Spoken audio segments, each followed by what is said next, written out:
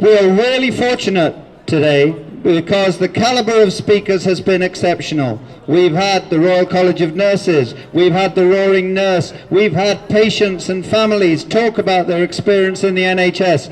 We have our very own MEP with us today. Rory Palmer, MEP since 2017. We're really grateful for you to come, Rory.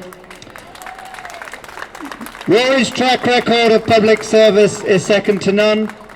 He was 6 years as Deputy Mayor of Leicester.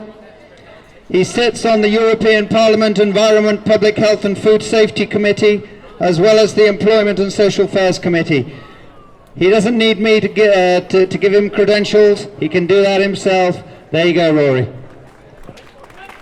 Thank you very much and good afternoon, everyone. It's great to be with you in Nottingham today.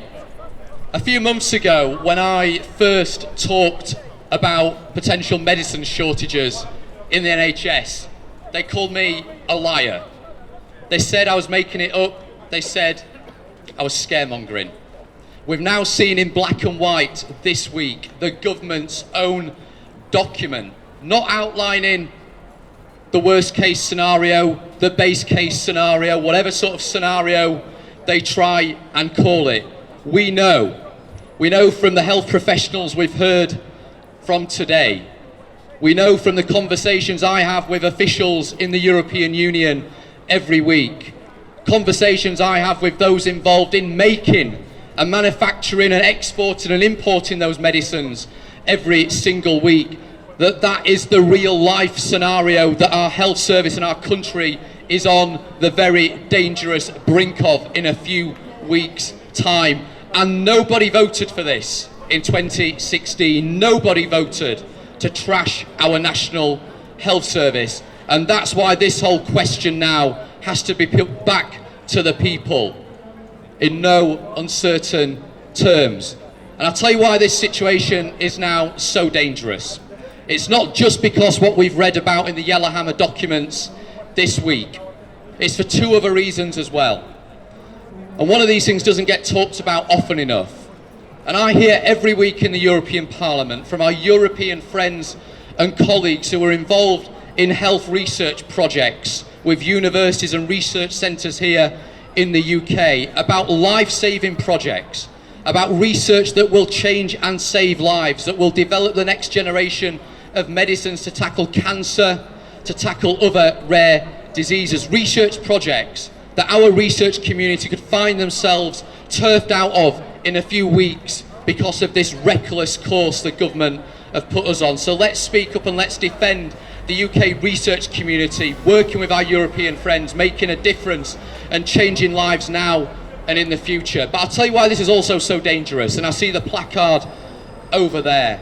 Who's waiting in the wings? Who's waiting in the wings, ready to get his hands on our National Health Service? Not just our NHS, but our social care service as well. Donald Trump. We cannot let him get his hands on our health service, our social care service. The government are ready to sell it off because they are so desperate. They are so desperate to get that trade deal with the United States, and that trade deal which, I don't believe a word Boris Johnson says. He will put the NHS on the table. He will sell off our NHS, and it falls to us.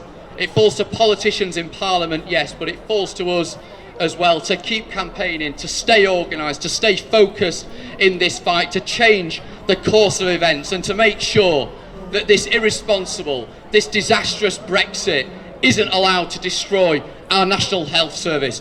Boris Johnson is doing real damage.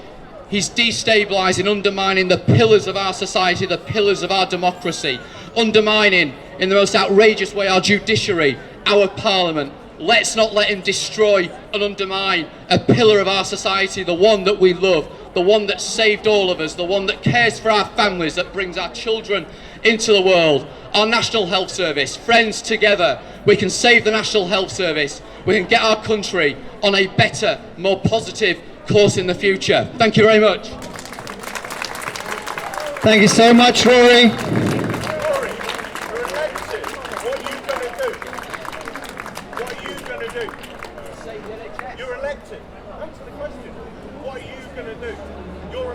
Okay, I've been asked, what am I going to do? I've been elected, quite right. I was proud to be re-elected as an MEP in May, and is it great we've still got members of the European Parliament at the table in the European Parliament voting on legislation every week that will continue to make a difference. So what am I going to do? I'm going to challenge our politicians in Westminster who want to put us on this irresponsible course. I'm going to march, I'm going to rally, I'm going to campaign, I'm going to talk to them, and I'm going to look them in the eye, and I'm going to challenge them. I'm going to say, are you prepared to do damage to our NHS like this? And let me tell you, people forget this, the European Parliament will vote. If there is a deal, the European Parliament has to vote on it as well. And I will never, ever vote for a Brexit deal that jeopardises, that compromises our National Health Service, that puts at risk the rights of our citizens, that will trash our economy, our public service. I will never vote for a deal that does those things. Thank you, Rory. Rory, the best deal is Remain. So please, please, please, you're a powerful voice within the Labour Party. The Labour Party is critical to this decision. So please, please, please, can the Labour Party get behind a referendum before a general election? That's what I plead. Can the Labour Party get behind a referendum before a general election? Because any other course is a dangerous one.